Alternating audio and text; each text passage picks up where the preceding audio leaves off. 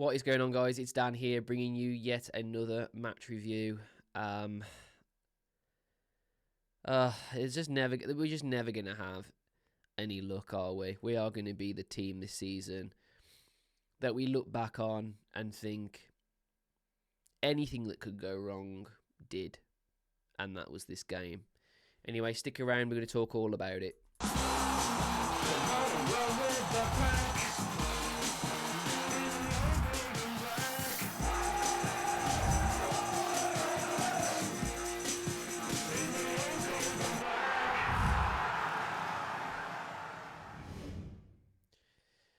Oh, guys, it's ended. It's ended. Wolves 0, Arsenal 1. And we have only ourselves to blame completely for that one. We were dealt some luck for once ever. We've dealt some luck, and we just didn't know what to do with it. You know, toothless against 10. For a good majority of that game, Arsenal were down to 10 men, and it didn't look like it. I think in the first half, if I'm being genuinely honest, I thought before it went down to 10, I thought Arsenal were clearly the better side, but I do think that Wolves did really well to make it frustrating for them, to nullify them at times.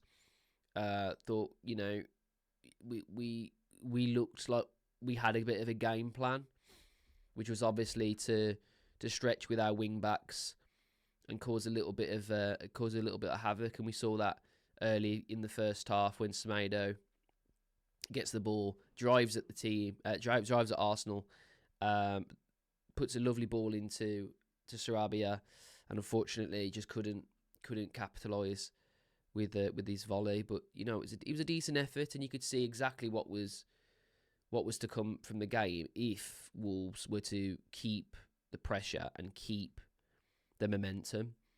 And you could argue that the momentum swayed more in Arsenal's favour throughout the first half until they went down to 10 men. And this is the majority of this review. This is what it's going to be about, because when you are given an opportunity in the Premier League that puts you at an advantage against an opponent, you have to go for it. You have to fight. You cannot, for even a split second, think in your head that you'll be fine. You know what? You'll be okay. Some luck will come our way, and we'll end up scoring a goal. You have to fight. You have to fight, and this is the problem. All right, let's look at how Wolves lined up today. So we had Sarr in goal, back three of Agbadu, Bueno, and Doherty. Aït-Nouri and Semedo are our wing backs, Andre and Joe Gomez in the middle. Cunha as almost like a 10 / winger, if you will. Sarabia very much the same, with Strand Larsen as a 9. And before we even get into the game, was I surprised about the lineup? I think I was a little bit, to be fair. I didn't expect Sarabia to keep his place. Thought he was poor against Chelsea. Didn't offer anything. And that midfield two of Andre and Joe Gomez, yeah, okay, we've seen some good coming from that. And I could argue that in the first half, there was some good spells there. But I just think a midfield three would have helped here so much. We'd have got the ball so much more under our spell and been able to feed the likes of Cunha and Strand Larsen instead of this awkward, misshapen attack that literally led to nothing pretty much every single time we went forward.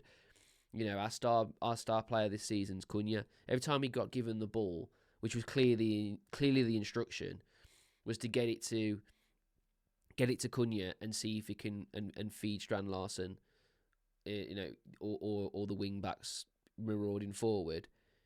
None of them were on his wavelength at all. Sarabia completely didn't was all ends. And Strand Larsen, man, I mean, he got injured in this game, so I'm not going to be too critical on him, but the ball just would not stick to this guy, man.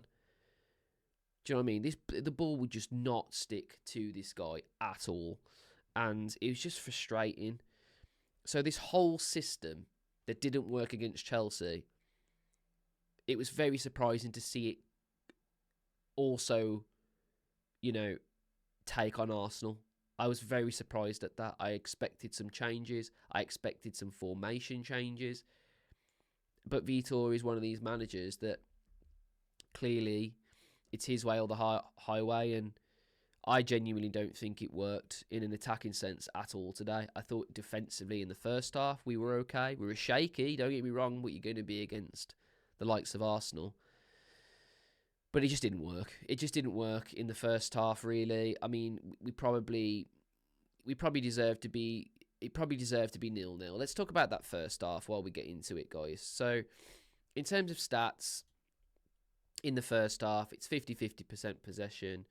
They've got a higher XG. They've got a higher total shots. They had a shot on target to our no shots on target. Both had big chances missed. So it was very, very much an even contest, guys. This was very much an even contest in the first half. But we have to talk about the red card. There was a red card in the first half to Lewis Skelly, and do I think that was a red? I actually don't think it was. I am one of these guys, especially if there are Arsenal fans watching this. I am a person who does not bullshit whatsoever, and I can tell you categorically that is a yellow, not a red. Okay, there was some intent there, and if you look at the rules, then yes, it's a red. But I just think that, he's not going in with the intent to hurt the player. He's looking at the ball the whole time. It's clumsy, but that's all it is. Do you know what I mean? For me, I just don't see how that's a red card. And I just think that throughout the first half, it was littered with these little niggly fouls that just led to the whole game being stop start, and really it was just a very frustrating game, and I just don't think that the referee really got a foothold in the game at all. It was just very card happy, very foul happy. Every time a player went down, it was a foul instantly, and this red card felt to me like it was coming all day from either side. It just so happens to be Arsenal's side. And then when it happens, like I've been saying at the start of this video, you just want Wolves to push a little bit more. And you could argue in the first half, before the whistle's blown, that is kind of what we did. The negativity comes very much from the second half, which we'll talk about in a second. In that first half, look, we've got some good chances come along. You could see what the intent was from Vitor Pereira to get it to the wing-backs, stretch the game. We saw it with Semedo bursting forward, finding Sarabia, who's probably needs to do a little bit better with his finish, but you know what, it's a hard technique, so you let him off.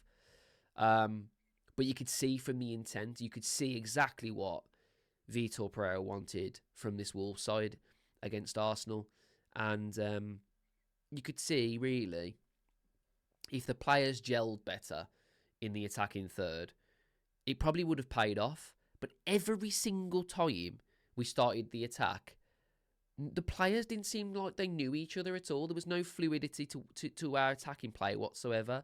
So many times, there's balls going forward, and players are just making passes, hoping to God that the other player is on their wavelength. And throughout this entire game, that was not the case. There was not a single time where a player was on the same wavelength as another player in the attacking third. The second half happens, and this is where it's going to get annoying, guys, I'll be honest, because in this second half, right, we are going into this second half with them down a man. I was saying this at the start of this video, and I'll keep repeating it. If you get any advantage, you have to capitalise. You have to fight. And we didn't. We didn't at all. We literally came out in the second even more toothless than in the first. And Arsenal grew into it. And credit to them. You know what I mean? They stayed resolute. And they stayed compact. And we just couldn't break them down at all. And you know what? I'll be honest. There was times where it looked like there was only going to be one result, even with a man advantage. Even with a man advantage, it looked like there was only going to be one result in this game.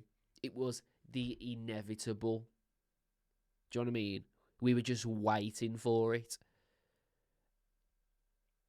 We just didn't create anything against 10 men. No big chances. 4 shots on target.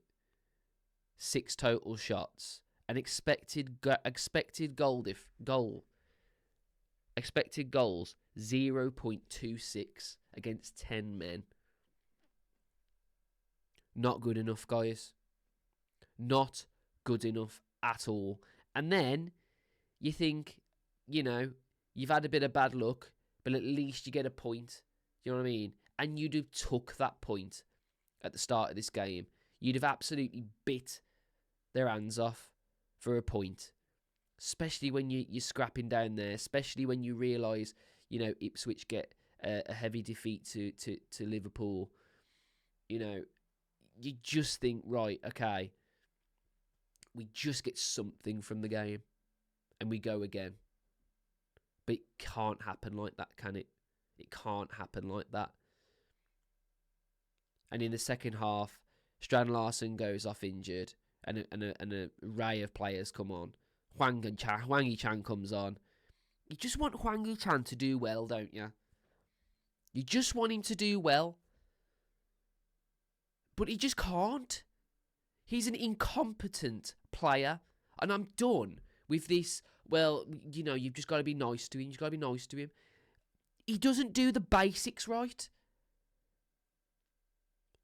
If you miss opportunities that are gilt edge, the fans are going to get on you. And sometimes you think, right, it's because of confidence. But not even being in the right position when Cunha picks up the ball and looks for you, and you can't even make the run that he's asking you to do. Instead, you completely, cluelessly run into a different position and the ball goes out for a throw-in. These things are inexcusable, and I am just done with this. We have to be nice. We have to be... No, we do not, guys. We pay so much money to watch mediocrity come from players who earn far too much, who do not deserve to wear that shirt. And the changes did nothing. And this is the other concern. This is the concern that even the players coming off the bench, they're not doing anything anymore.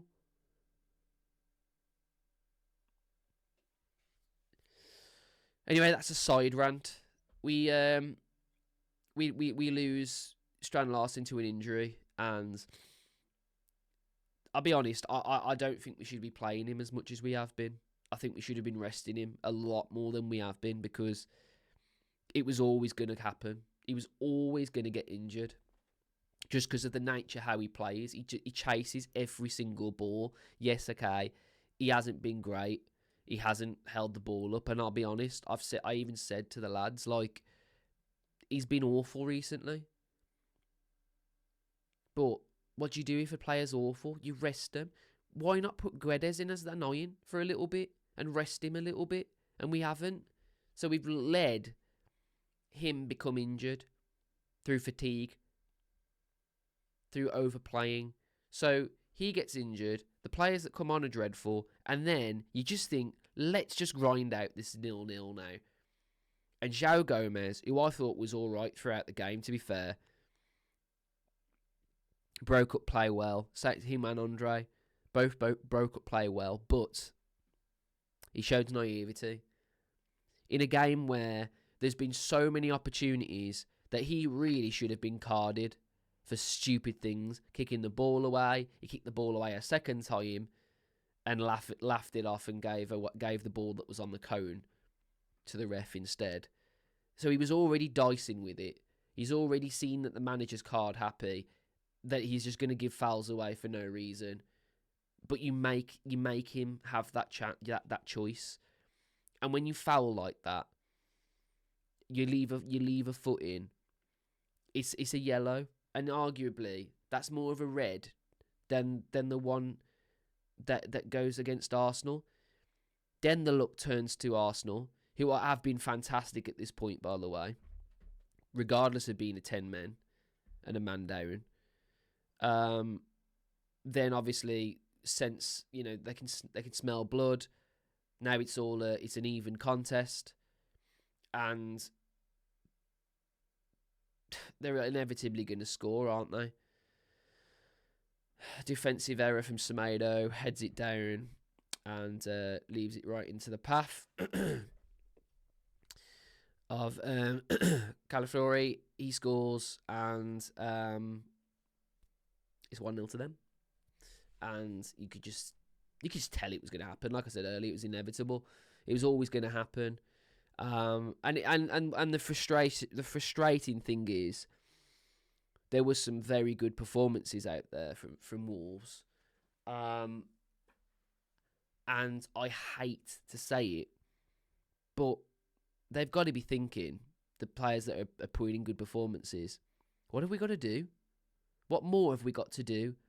Why is this team's mentality so in the toilet? Why is it that every single time we get given a lifeline, we just don't capitalise at all? We don't punish teams for mistakes.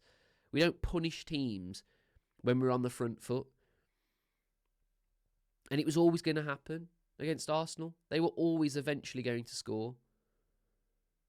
And then it just peters out then. There's a few more changes are made, but it just never looked like we were going to score. It never looked like we had any ability to score a goal today. It didn't look like we had an ability to create a goal-scoring opportunity today, let alone even score. And that's the worry now. Yes, okay, we've been playing some hard teams recently, and we were always thinking, we're probably not going to get a result here, probably not going to get a result there. But you at least fight. And not seeing any fight from the Chelsea game whatsoever, and only seeing fight in one half of football that was basically a tiny bit of fight. It was better. It was a better performance in the first half than against Chelsea. But in that second, you could argue it was worse than Chelsea, because we were a man up and we still can't create. We still look frustrating. We still don't have any cohesion.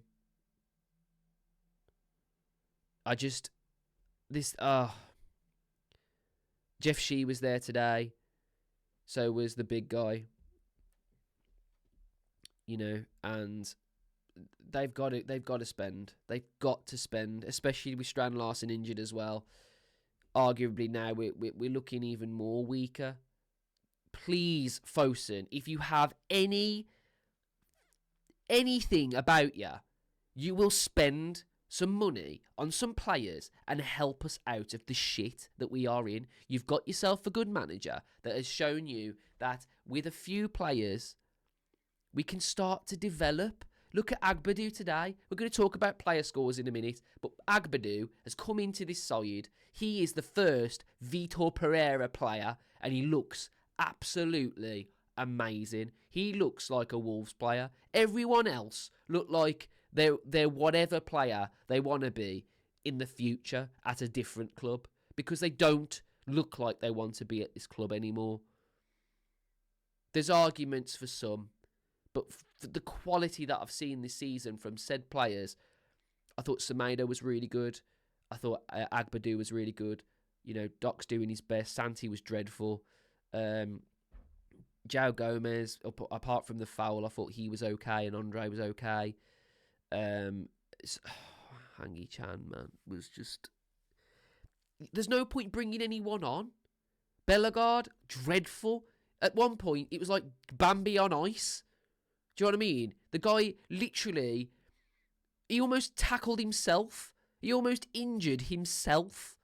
The guy is the most clumsy guy. It literally looks as though someone is like throwing banana skins underneath his feet and we're playing fucking Mario Karts. Do you know what I mean? The bastard spins around more than a Beyblade.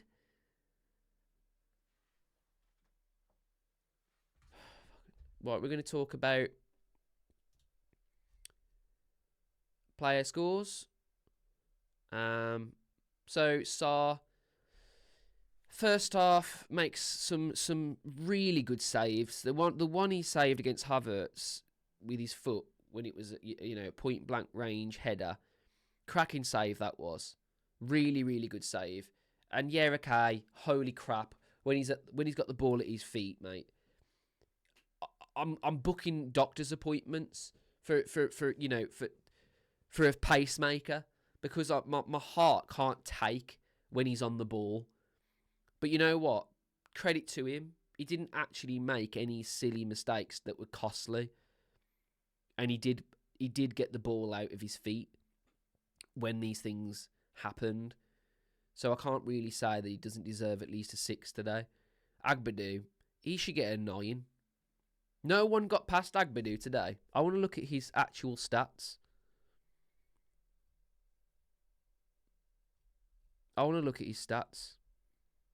He won 5 out of 6 tackles, 5 clearances, 2 headed clearances, 12 defensive actions, 17 duels won.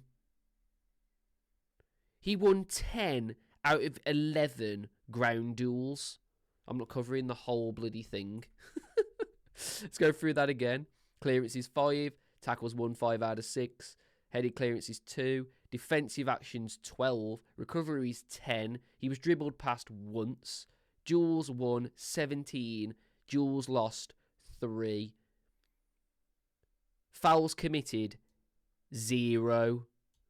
This guy is unreal. And this is exactly what I was trying to say before, is that you give a manager the profile that he wants for a player that he wants, and you will get the best out of those players. You keep giving him the same shitty players that even, not one manager has been able to get a tune out of, and they are going to still be shit. You don't have a magic wand as a manager.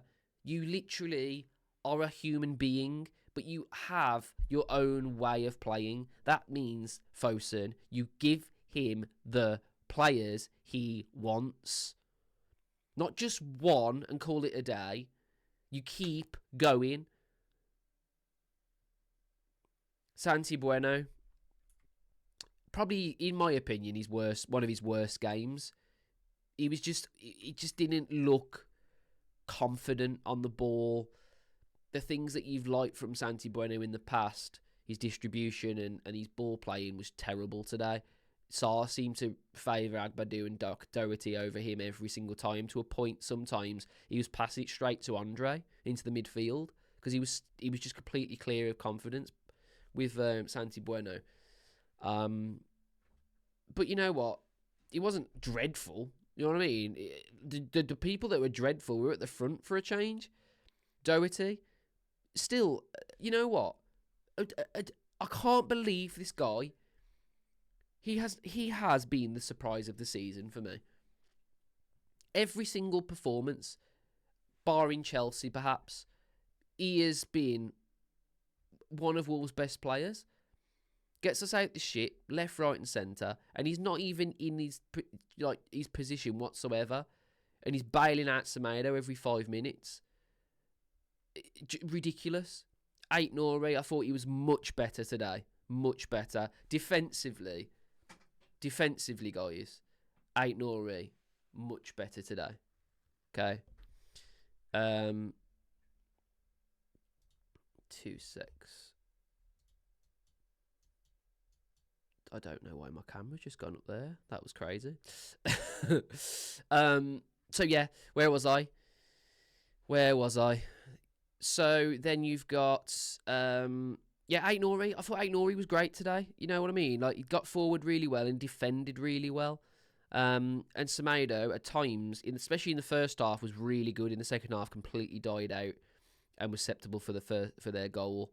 João Gomez was all right in the first half. In the second half, too rash with his tackles. We've seen that before from him. Ends up getting a red from it. Poor, really. Could argue cost us the game, because with 10 men, that's when they score. But they probably score with 10 anyway, to be honest. Let's be honest. Andre, still, in my opinion, growing. I think Andre's growing into a Wolves player. He's growing into a Premier League player. I think next season, if we stay in the Premier League and we keep Andre, I think he's going to be our key midfielder. It just seems to... He seems to fight for every ball. His passing's getting better as well, to be fair. I don't blame this performance any on Andre whatsoever. I blame it on this front three. Sarabia, shit. You know what I mean? Misses that first opportunity. All right, okay, it's a good effort. But after that, missing. And he just could not get on the wavelength of any of the front three at all. Or even the wing-backs that were coming near him.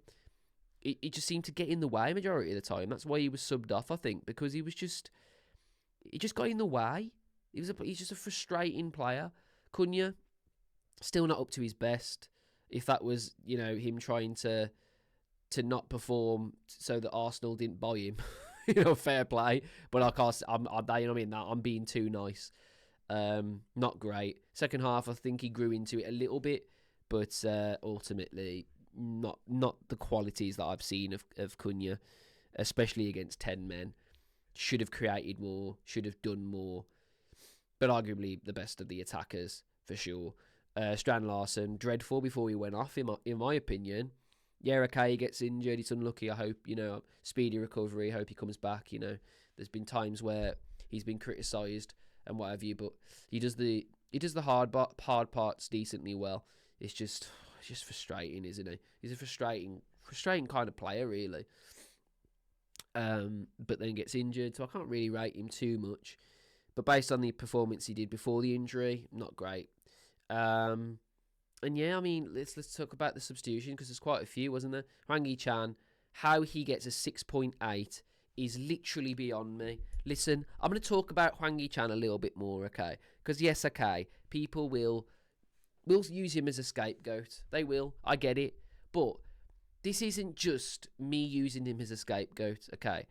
This guy, right, I don't get it anymore. I don't get how he gets so many minutes. How does he get on the pitch before Guedes? How? Can I tell you why? Today was his birthday. Today was Chinese New Year. Today, the owners were here, and they're from China. So, there's an Asian sort of thing going on with him. That, you know what? I've said this millions of times.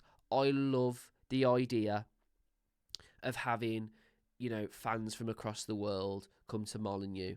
But when you favour that over performance, that's when it's a problem. Do you understand? I am not being racist. I couldn't give a shit what the authenticity... I can't even get my words out. I couldn't even give a shit what the race of a player is. Do you understand? What I mean by it, if a player is... It's like Cristiano Ronaldo for Man United back in the day. Do you know what I mean? If a player is only being played to please the masses, then you're not thinking with a football brain. You are thinking with a corporate brain. And that is what's destroying this club. Stop playing Hwang Hee-chan when you've got better options. I'm not taking this. It's because it's because he needs confidence. Blah blah. No, he doesn't need confidence.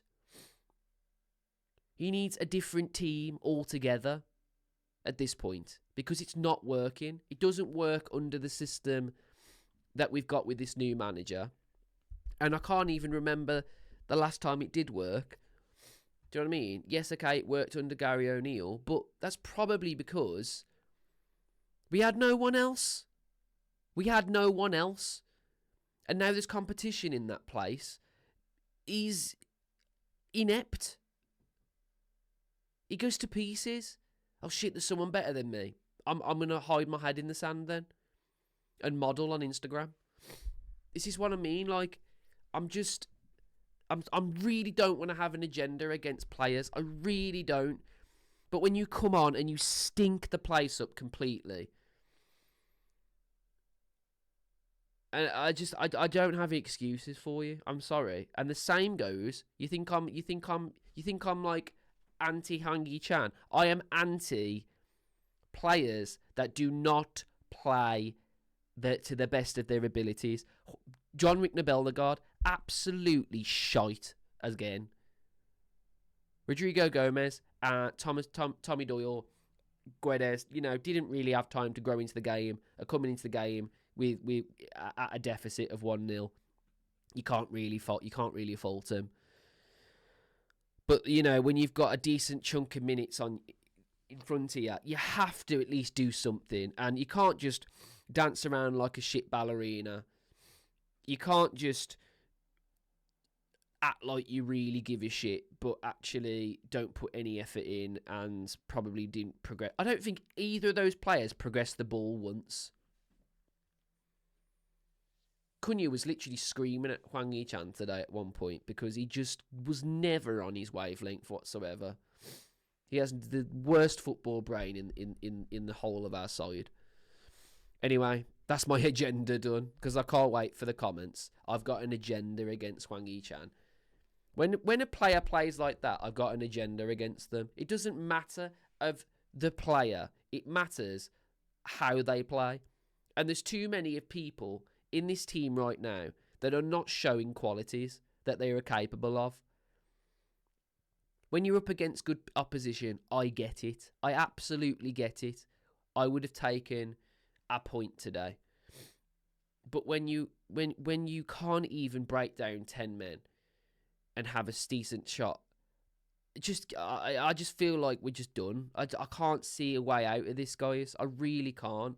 I really, really cannot see a way out of this. Our next game is against Villa. We're not winning that game. Then we've got a cup fixture against Blackburn, which we'll probably win. Then we've got Liverpool and Bournemouth. Bournemouth are flying. Liverpool are top of the league. Fulham, who, let's be honest, haven't looked good. Haven't looked bad at all. And that's inevitably going to be Raul and Adama scoring against us at some point. Everton, who absolutely spanked us 4-0 last time. And Southampton, who's probably arguably the only win in all of those games. How many games is that? 1, 2, 3, 4, 5. 1, 2, 3, 4, 5, 6 games in the Premier League. I'm at a loss, guys. I really am. It's not the fact that we lost to Arsenal. It's the manner. It's the manner, and it's the players' attitude. It's the owners and their lack of ability to spend. It's this whole club at the moment is absolutely killing me. You understand? I didn't even go today because why the fuck would I waste £60, right, to watch Jeff laugh in my fucking face about the fact that I haven't, that I'm just sat there, you know what I mean? When he's too busy counting his fucking money of all the Korean fans that can sing Hwang Hee-chan's name. We are a fucking joke. Get out of this club, FOSUN, now. Get out now. Sell this fucking club. Get us someone else and get out of this club, because I am sick to death of this shit. Spend your money.